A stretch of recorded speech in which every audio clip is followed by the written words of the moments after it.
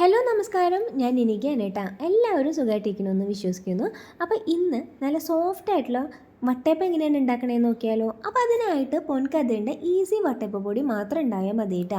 അപ്പോൾ അതാ ഈ ഒരു പാക്കറ്റിൽ കറക്റ്റ് ഇൻസ്ട്രക്ഷൻ കൊടുത്തിട്ടുണ്ട് എങ്ങനെയാണ് ഇത് ഉണ്ടാക്കേണ്ട കാര്യങ്ങളെന്നൊക്കെ.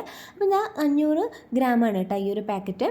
അപ്പോൾ ഞാനിത് ഫുള്ളായിട്ട് ഉണ്ടാക്കുന്നില്ല. അപ്പോൾ അതിൽ നിന്ന് ഞാനൊരു 2 കപ്പോളം മെഷറിങ് കപ്പിൽ 2 കപ്പ് പൊടിയാണ് കേട്ടോ ഇട്ട് കൊടുക്കുന്നത്. അപ്പോൾ അതാ ഈ 2 കപ്പ് പൊൻകതിരിൻ്റെ ഈ പൊടി ഇട്ട് കൊടുക്കുക. പിന്നെ അതിലോട്ട് മധുരത്തിനായിട്ട് പഞ്ചസാരയാണ് കേട്ടോ ആഡ് ചെയ്ത് കൊടുക്കുന്നത്. അപ്പോൾ ഞാൻ ഫസ്റ്റ് ഒരു 3 സ്പൂൺ ഇട്ടു. അതിന് ശേഷം ഒരു 2 സ്പൂണും കൂടെ ഇട്ട് നോക്കുക കേട്ടോ. മധുരം ഒന്ന് നോക്കിയതിന് ശേഷം ഇട്ട് കൊടുക്കുക കേട്ടോ.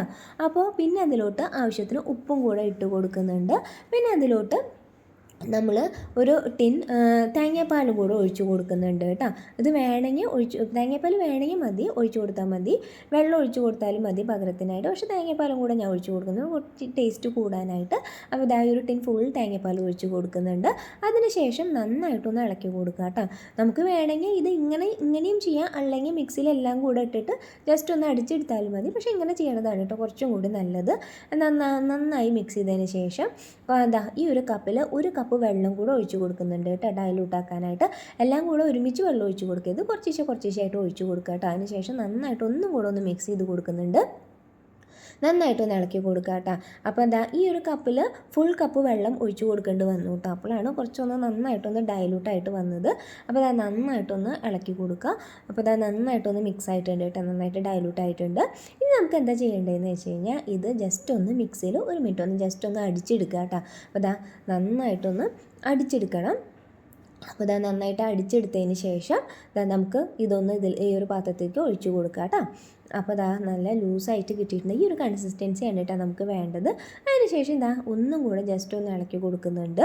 ഇനി നമുക്ക് ഇതെന്താ ചെയ്യേണ്ടതെന്ന് വെച്ച് കഴിഞ്ഞാൽ 1 മണിക്കൂറോളം നന്നായിട്ടൊന്ന് മൂടി വെക്കാം കേട്ടോ. ഞാനിപ്പോൾ ഇത് 2 മണിക്കൂറോളം മൂടി വെച്ചിട്ടുണ്ട് കേട്ടോ. അപ്പോൾ നോക്കിക്കേ നന്നായിട്ട് പൊന്തി വന്നിട്ടുണ്ട് കേട്ടോ.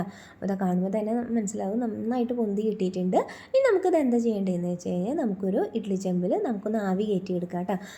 അതിന് മുമ്പ് ഇതിലേക്ക് കുറച്ച് ഏലക്കായുടെ പൊടിയും കൂടെ ചേർക്കുന്നുണ്ട് കേട്ടോ, ഒരു ഫ്ലേവറിന് വേണ്ടിയിട്ട്. അതിനുശേഷം നന്നായിട്ടൊന്ന് മിക്സ് ചെയ്ത് കൊടുക്കുക കേട്ടോ. ഇനി നമുക്കിതാ കേക്കിൻ്റെ ഒരു ബേക്ക് ചെയ്യണ ഒരു പാത്രമാണ് കേട്ടത്. അതിലോട്ട് നമുക്ക് കുറച്ച് നെയ്യ് ഒഴിച്ചതിന് ശേഷം നന്നായിട്ടൊന്ന് തേച്ച് കൊടുക്കുക എല്ലായിടത്തേക്കും. അതിനുശേഷം നമുക്ക് ഈ ഒരു ബാറ്റർ ഇതിലേക്ക് ഒഴിച്ച് കൊടുക്കുക.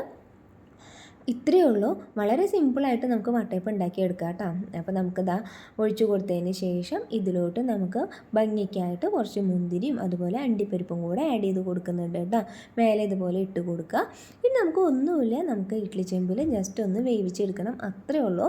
അപ്പോൾ നമുക്കിതാ ഇഡ്ഡലി ചെമ്പിലോട്ട് നമുക്കിതാ ഇത് വെച്ച് കൊടുക്കുക. അതിനുശേഷം അടച്ചു വെച്ചിട്ട് ഒരു 15 മിനിറ്റ് നന്നായിട്ടൊന്ന് വേവിച്ചെടുക്കുക കേട്ടോ. അല്ലോട്ടു മീഡിയം ചെമ്പിലിട്ടിട്ട് നന്നായിട്ടൊന്ന് വേവിച്ചെടുക്കുക.